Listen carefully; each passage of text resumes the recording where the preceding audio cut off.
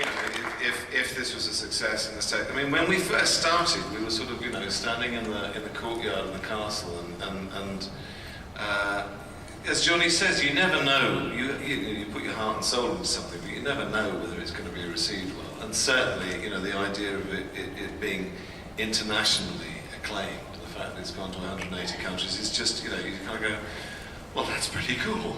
But when we were talking, they were saying, so what's it like in America? What if this is a success? And so I could tell them about that. But otherwise, as I say, I wouldn't really presume to sort of offer advice. Well, what is the difference between doing a show here and doing a show overseas? Say again. Oh, the difference between doing a show in America and a show overseas. Craft services. You think they're joking about the biscuits? That's the craft services thing. You get a cup of tea and a box of biscuits. Yeah, but what Tony hasn't mentioned is that Julian and I make the biscuits. Available in all good stores. Merlin for fruit as well. But craft services in America is a wonderful thing. It's a whole adventure in itself. I remember the first time I actually saw craft services in America on the show, and I was like, what the hell is this? A running buffet all day. We like our food here.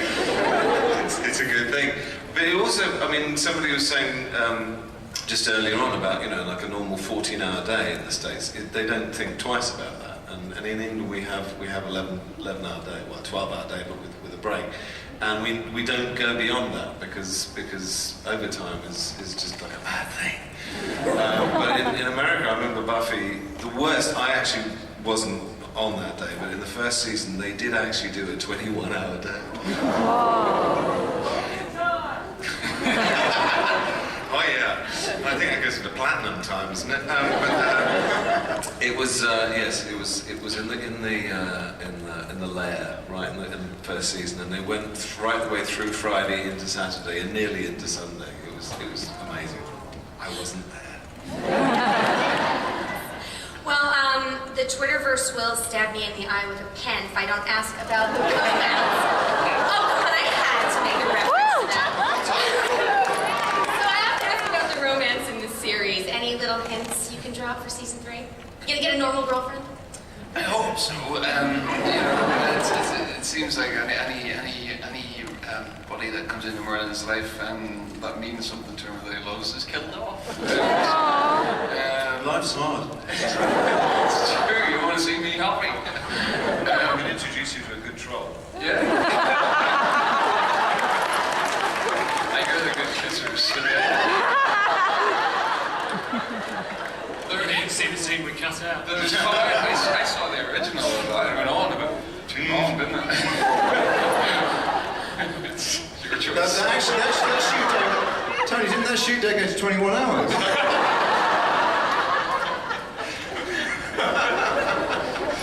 Coulda, woulda, shoulda. Alright, well, I know you guys fight with swords, you work in front of a green screen, I hear you shoot in a public building in France, so what are the biggest challenges you guys have faced? I think, well, from Julian and I's point of view, I think our big challenge is always to deliver the scripts on time. We have to turn around the show really quickly during the year, so coming up with the ideas, getting them into the scripts, and getting them to the actors in time for them to learn the lines and shoot it is always, sounds quite basic, but that's always one of the big challenges. And I think that each year Julian and I always try and set ourselves an interesting production challenge. What hasn't been done on television, CGI-wise, well, let's try and do it. So we kind of like to make it as hard and as stressful as possible for us. I think the other aspect of our job is managing Tony, which is it can be quite we spend hours doing.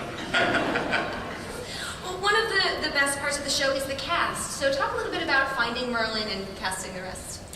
No, I mean, I think it's whenever you do a show and you're casting young actors in very, very big roles, it's a big ask. And we've been incredibly lucky. We have 4 very, very talented actors who've grown into that role and carried this show, which in the UK plays on network primetime, and carried it brilliantly.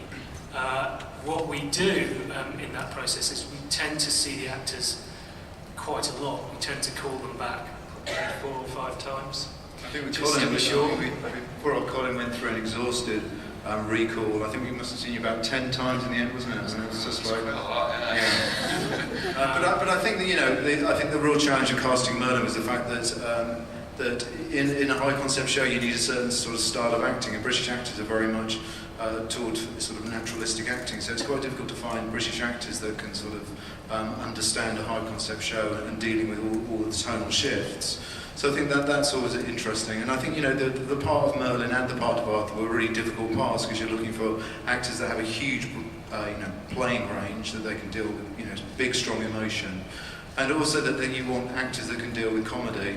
And also the other difficult thing is you want actors that can work with props, which is always kind of quite a challenging one. But I mean, I think that the extraordinary thing about Colin and Bradley is that they, not only are they extraordinary actors, but they have a great sense of comedy as well. And the one thing that you can never sort of really gauge when you meet those actors is whether or not they're going to have a good on-screen chemistry. I think what's been great for Julian and I to watch as the show's evolved is that they have a great on-screen chemistry, which we've been able to write more and more for and have more fun with that, the dynamic between Merlin and Arthur. You never actually know about however sure you are about casting someone, whether that chemistry clicks with their fellow actor is not something you ever really know. You're just lucky or you're not, and in this case we've been very lucky. I think the other tricky thing about casting younger cast is also likability. I mean, to us, Julian and I really stressed when we were casting it, because, you know, obviously the character of Merlin's got to be really likeable. You've got to find an actor that an audience really relates to and really like and want to come back to each week. And if you don't find the right actor for that, then, you know, in a way the audience aren't going to come back to it. But I think, you know, I mean, I guess you lot like Merlin, right?